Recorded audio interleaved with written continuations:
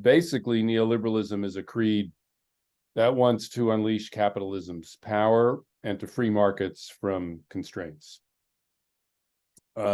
It's a creed that believes that markets left to their own devices can produce the greatest economic growth and thus the greatest economic good.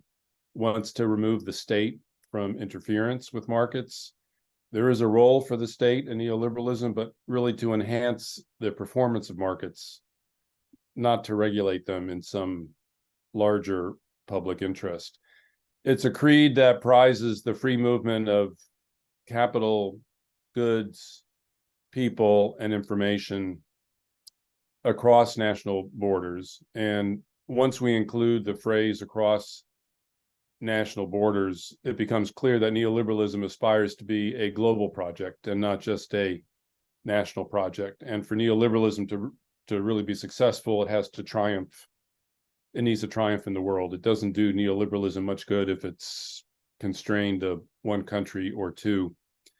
The supporters of neoliberalism will acknowledge that inequality is likely to deepen under a neoliberal regime, but that the degree of economic growth unleashed by neoliberalism would be so great that all boats would rise. And if all boats are rising, then the gap between the rich and poor will not be of concern to many. That at least is the ideology. I think that's not how it's worked out, but that's central to the ideology. So think of neoliberalism as a creed that seeks to free capitalism from constraints in the belief that the release of capitalism is going to generate the greatest economic growth and will be the greatest benefit for humankind. Thank you, Professor, for an elaborate answer. So thinking about the government's role, of course, you just talked about it. You know, one opinion on that is that the government's role must be limited to policy, while the delivery of services should then be left to the private sector. And that's, one opinion that's often talked about here in Pakistan, where I sit right now.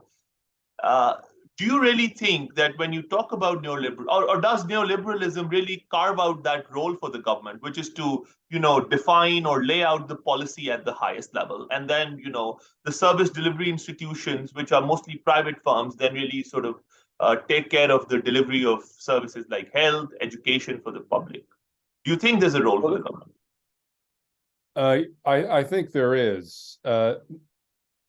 Now, the people who call themselves neoliberals and many of the people who write about neoliberalism think that what is new about neoliberalism is that the government is involved in helping to sustain and invigorate markets, create the ground rules for market operation, which is another way of saying what you just said, and that distinguishes neoliberalism from classical liberalism of the 19th century.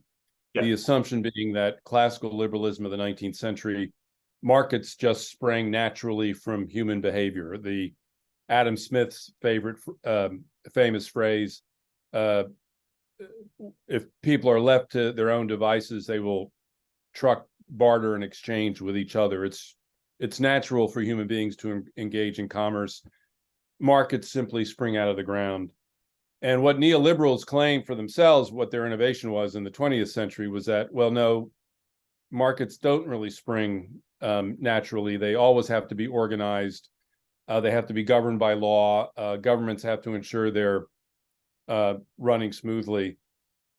My critique of that view is that classical liberalism itself never sprang spontaneously from the ground. You can't have effective markets without regimes of law, some kind of government supervision.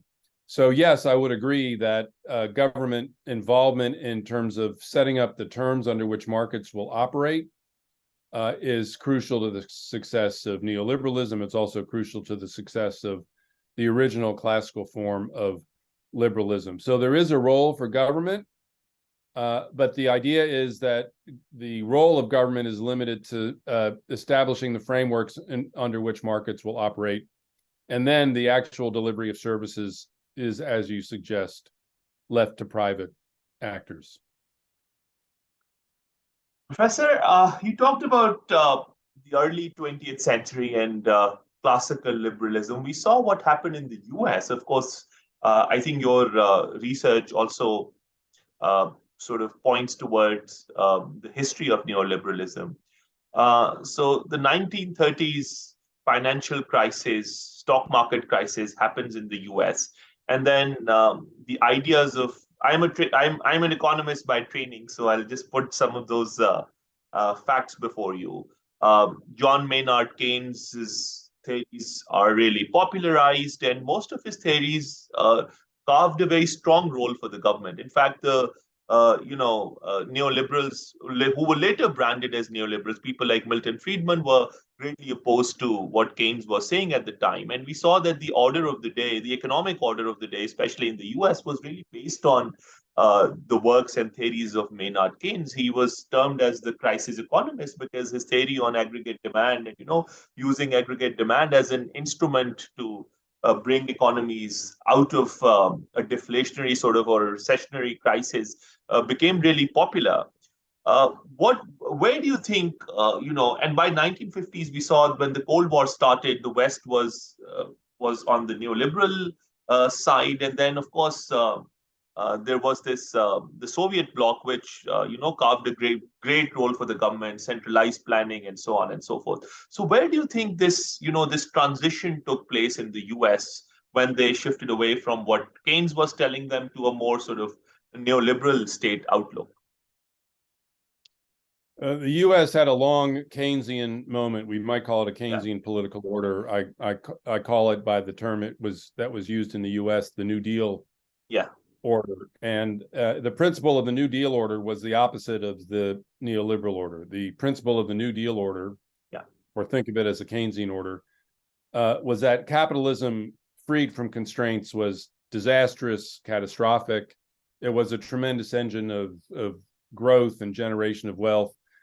But it inevitably led to crises of production, the inability to balance production and consumption, leading to an intensifying boom and bust cycle. And the 1930s remains the greatest economic crisis of capitalism that the United States has ever undergone, the longest and deepest depression beginning in 1929 and not over until 1941, and really not over until the conclusion of World War II. And so the response of policymakers in the US, this is Franklin Roosevelt, they anticipated Keynes in some ways. They were operating from the Keynes rulebook before the Keynes rulebook had officially been published, was to carve out a very strong role for the state to manage capitalism in the public interest, to impose a very sharp regulatory regime. And this becomes true of Europe after World War II.